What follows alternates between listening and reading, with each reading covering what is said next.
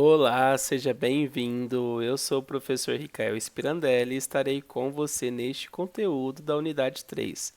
Vamos explorar os recursos e ferramentas das TEDx para enriquecer o processo de ensino-aprendizagem. E para isso, vamos falar agora sobre um processo importantíssimo, um recurso, uma estratégia, na verdade, uma habilidade que é o pensamento computacional. Você conhece o pensamento computacional? Você já ouviu falar sobre o pensamento computacional? Já utilizou? Bom, se a gente pensar nessa palavrinha pensamento computacional e quebrarmos, né? Pensamento é tudo aquilo que a gente ocorre a partir de uma ação instantânea do nosso cérebro. E computacional tem a ver com computador. Logo, seria então o pensamento computacional voltado para a forma que o computador pensa? Não, na verdade não é nada disso, foi só uma provocação que eu fiz. O pensamento computacional é basicamente uma habilidade que nós podemos desenvolver para resolver problemas. E essas habilidades ocorrem a partir de quatro pilares principais que apoiam o pensamento computacional, que é o reconhecimento de padrões, a abstração, a decomposição e o pensamento algorítmico ou simplesmente algoritmos. No reconhecimento de padrões, no pensamento computacional, esse primeiro pilar ocorre justamente na forma com que nós utilizamos alguns padrões e reconhecemos de que forma podemos resolver um determinado problema, facilitando aquela solução. Ou seja, se eu resolvi um determinado problema anterior e agora esse problema possui alguma característica próximo daquele que eu havia resolvido, logo eu posso reconhecer algum padrão e auxiliar nessa resolução de problemas. Já no pilar da abstração, é justamente fazer uma filtragem, é eu separar o famoso joio do trigo. Ou seja, dentro de um problema amplo, complexo, eu posso abstrair informações que são relevantes e simplesmente excluir informações que não são relevantes e considerar as informações mais importantes para eu resolver o problema.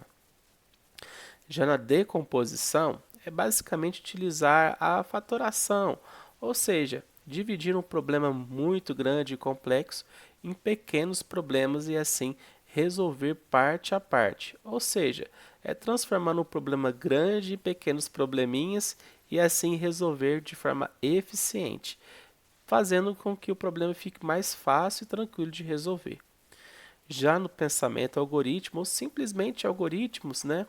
É aquela forma com que nós cadenciamos uma lista ou simplesmente uma forma de resolver problemas, respeitando o passo a passo e suas etapas.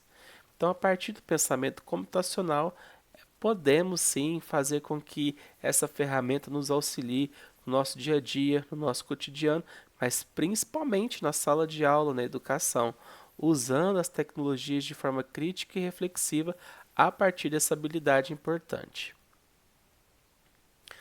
Já na produção de conteúdo multimídia, nós vimos que a produção de conteúdo multimídia tem se tornado cada vez mais presente no nosso cotidiano.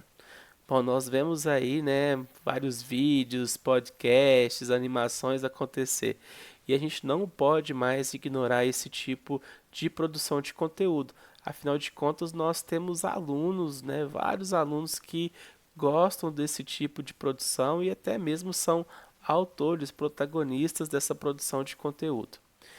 Então, esse tipo de produção oferece uma variedade de formas de comunicação e expressão. E quando pensamos de fazer isso de forma crítica e reflexiva, nós precisamos entender a responsabilidade que o professor possui na promoção desses conteúdos, na produção desses conteúdos. No entanto, é necessário refletir criticamente. De que forma? Sobre a criação desses conteúdos e os desafios relacionados ao plágio e à falta de originalidade. Então, se você, professor, for adotar a produção de conteúdo multimídia, lembre-se de motivar os alunos a fazer algo autoral, sem utilizar ferramentas que possam ser estimuladas a plágio, a cópia. fazendo com que os alunos realmente expressem seu conhecimento a partir de pesquisas, debates, do que ele entende mesmo. Não simplesmente copiando e colando alguma coisa da internet e só reproduzindo de forma multimídia. E por que não utilizar as redes sociais e outras plataformas para fins educacionais? Nós temos aí hoje em dia, né, vários aplicativos e redes sociais que os alunos utilizam de forma massiva, seja algumas redes sociais como o Facebook, o Instagram, o Twitter, outras redes sociais de vídeo, como por exemplo o TikTok, o Instagram, o YouTube, ou simplesmente aplicativos de comunicação instantânea, como o Telegram, o WhatsApp e outros que podem vir a surgir. Então, para isso, nós não podemos mais ignorar essa utilização e trazer essas ferramentas para a sala de aula.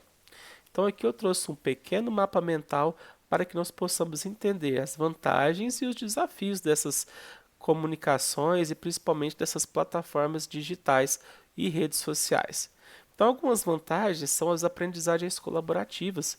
Nós podemos sim motivar os alunos a realizar aprendizagens colaborativas, a qual um aluno ou um grupo de alunos colabora suas experiências com outros alunos, trazer uma participação mais ativa dos alunos a partir de seus conhecimentos, a partir de alguma tecnologia que ele utiliza com mais facilidade, engajar os alunos a realizar mais soluções de problemas, a fazer um engajamento a partir da forma com que ele conhece uma determinada solução. Trazer a interculturalidade, ou seja, aquele tema que pode ser encaixado, pode ser utilizado em uma aula, por que não? A criatividade dos alunos podem ser sim estimuladas a partir de tecnologias digitais e também trazer recursos dessas tecnologias para o cotidiano da sala de aula. Pois bem, a gente sabe que as tecnologias digitais de informação e comunicação não são só flores, nós também temos desafios importantes, como por exemplo a questão da privacidade e segurança. É importantíssimo que o professor consiga fazer essa mediação e mostrar para que os alunos não acessem conteúdos impróprios.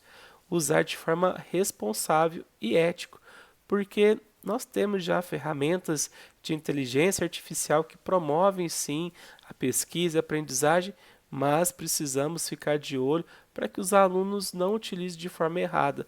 Ou seja, sempre fazer citações do conteúdo que foi utilizado e entender que o que é dele é produção dele, é autoral. O que não é, deve ser citado, deve ser trago de forma ética. Fazer uma avaliação crítica sobre essas tecnologias e não colocar como meros instrumentos de reprodução, trazer a responsabilidade digital quando for navegar numa rede social, sem causar nenhum tipo de impasse ou algum cyberbullying.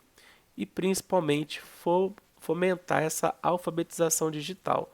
Fazer com que o aluno realmente conheça essas tecnologias e não utilize só por utilizar. Essa alfabetização digital é um desafio porque não só nós, professores, precisamos estar mais engajados com as tecnologias, mas principalmente mediar e motivar os alunos a entender de uma forma mais crítica e reflexiva essas tecnologias, e não só o famoso acessar por acessar. Bom, eu espero que você tenha gostado dessa aula, que este curso, essa capacitação tenha te auxiliado nas suas aulas, no seu dia a dia, no seu cotidiano, que tenha despertado um pouco sobre as TEDx de forma crítica e reflexiva e também alguma forma de você interagir um pouco mais com essas tecnologias. Trazer competências pedagógicas digitais é basicamente construir aos poucos essa mediação, essa conexão com as TEDx. Eu espero que você tenha gostado dessa capacitação. Bons estudos, até mais.